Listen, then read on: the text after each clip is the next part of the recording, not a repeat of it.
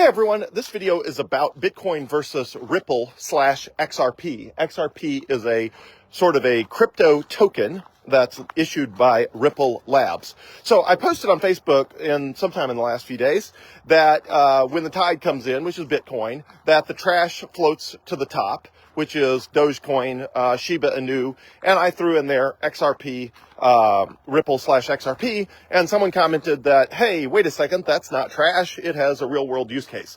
So I wanted to address that, and the first thing I'll say is, one, I know not that much about Ripple, XRP, etc. I have not done the research because the whole thing seems like a scam to me. And when all my scam radar goes off, it just doesn't seem like it's worth a huge amount of time. But I'm going to address what if it is a scam and then what if it isn't a scam. So, and for anybody who is a fan of Ripple or XRP, I would welcome you to please do a Facebook Live video, send me the link, or do a long voice note on Facebook Messenger and send it my way. Or if you've got some links you can send me, that would be helpful. I would love to hear them.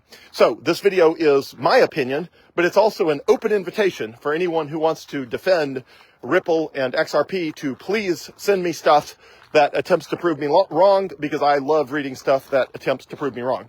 So Ripple and XRP, what is it? Well, it's a crypto token that's intended to compete with the SWIFT and Fedwire banking networks for cross-border payments.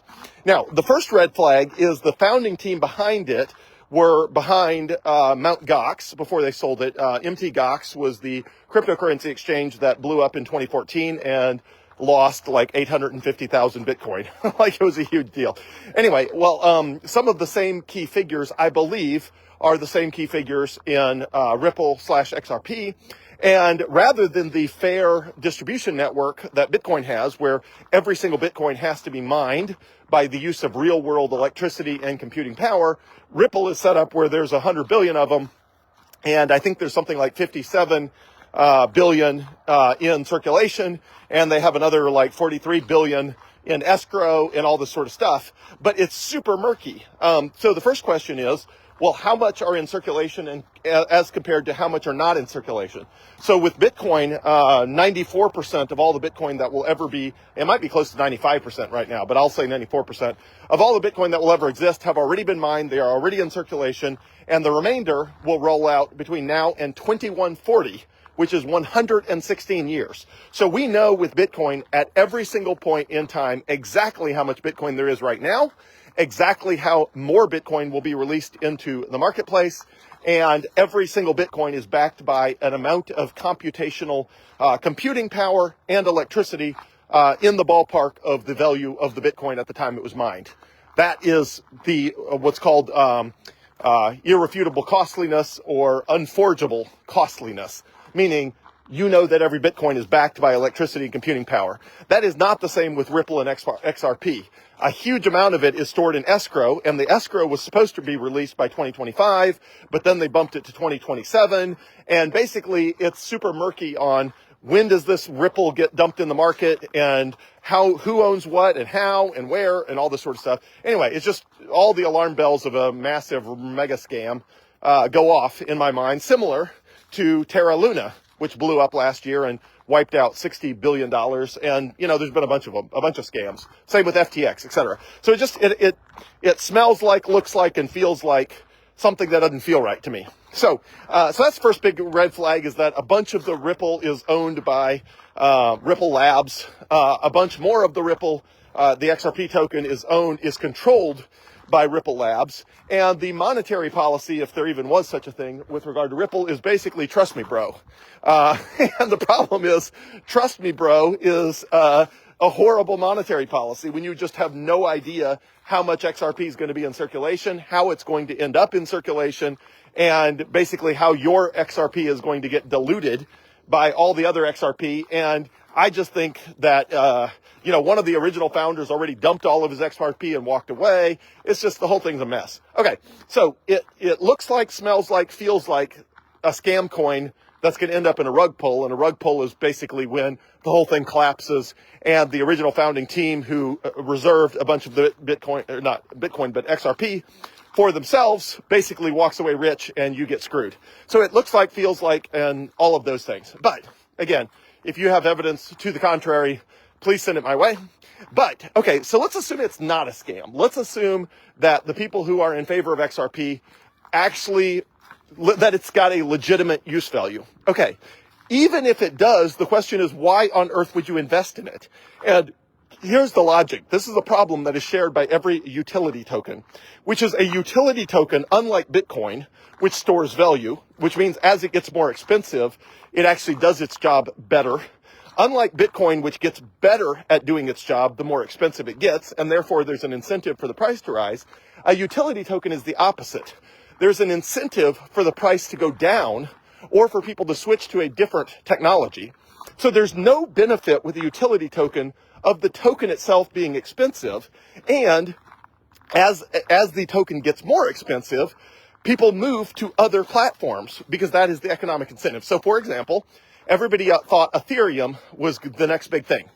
And I dumped all the Ethereum I owned back in 2021, back in either March or April of 2021. So 3.5 years ago, 3.5 years ago, I sold what little Ethereum I had because I came to the same conclusion 3.5 years ago.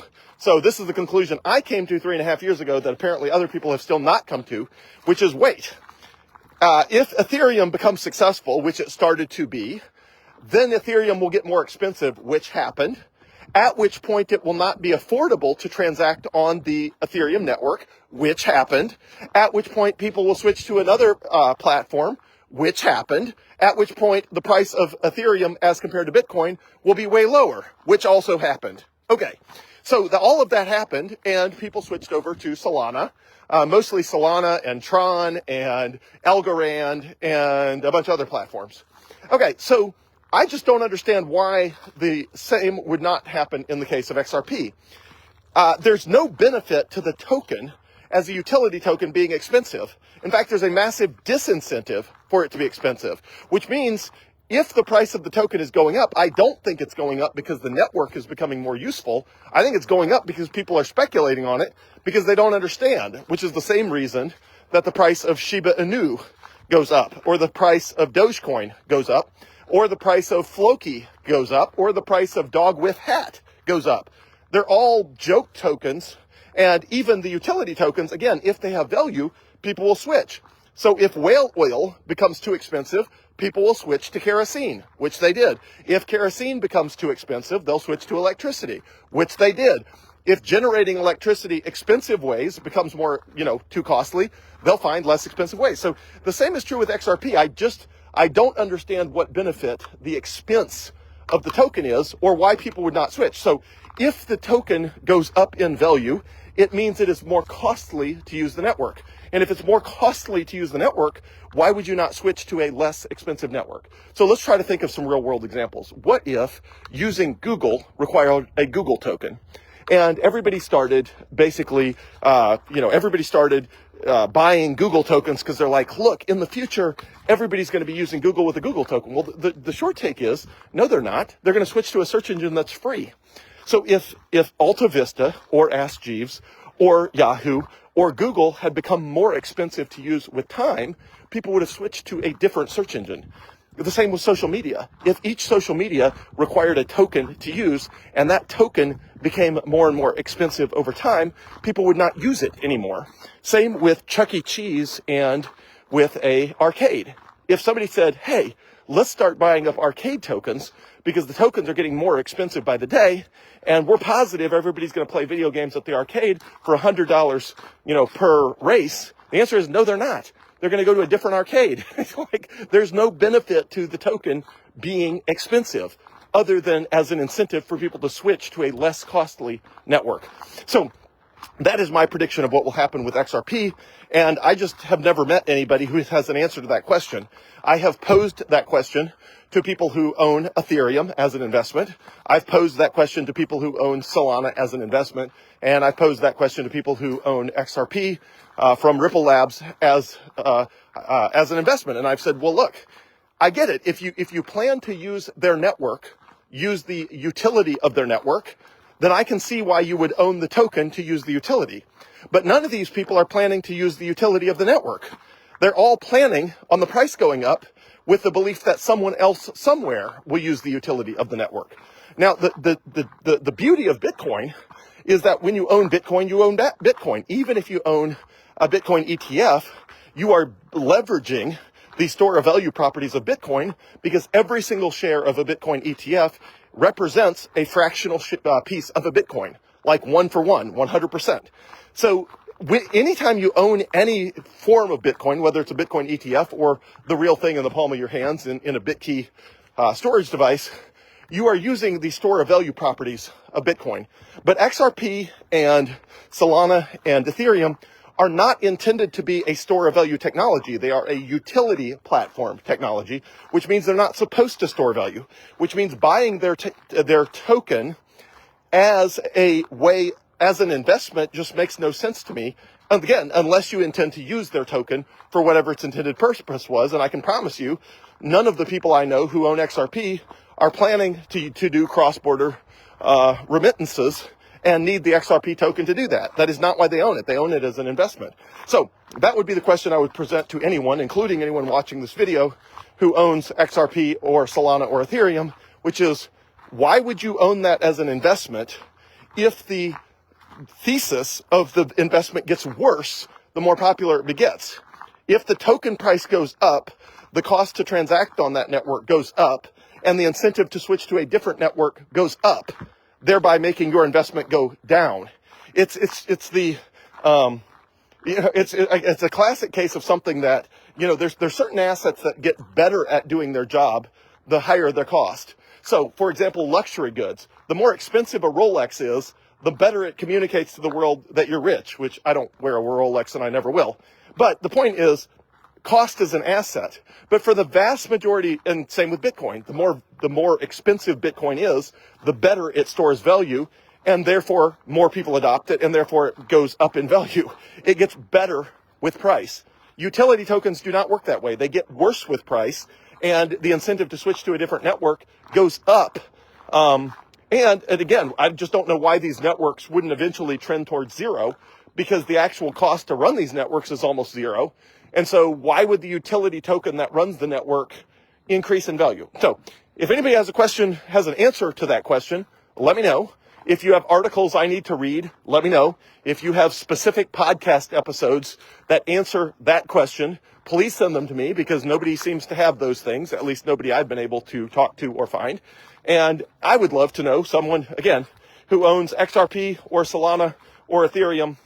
I would love to know what your investment thesis is, and why you think the token will become more, why you think people will not just switch to a different platform as the token gets more expensive, because these are not sticky platforms. It's not like once you're invested in one platform, you can't, all of these platforms you can just switch. There's not a high switching cost as compared to Bitcoin, which there's a very high switching cost, because nothing, replicating Bitcoin's security model and all that is basically completely impossible. Replicating a token like Solana or Ethereum or XRP is just not hard. There's like a bunch of them. Those are the most common recent ones, but there's a bunch of other ones. There's Tron. There's just a bunch of them. So I just don't understand the investment thesis. And I get the impression when I talk to people who own those assets that they don't seem to have I have not heard any of them articulate a coherent investment thesis for why they own the asset and why it will increase in value, other than just pure speculation. And heck, if you're speculating, well, okay, but I would never speculate. Speculating is a bad investment approach.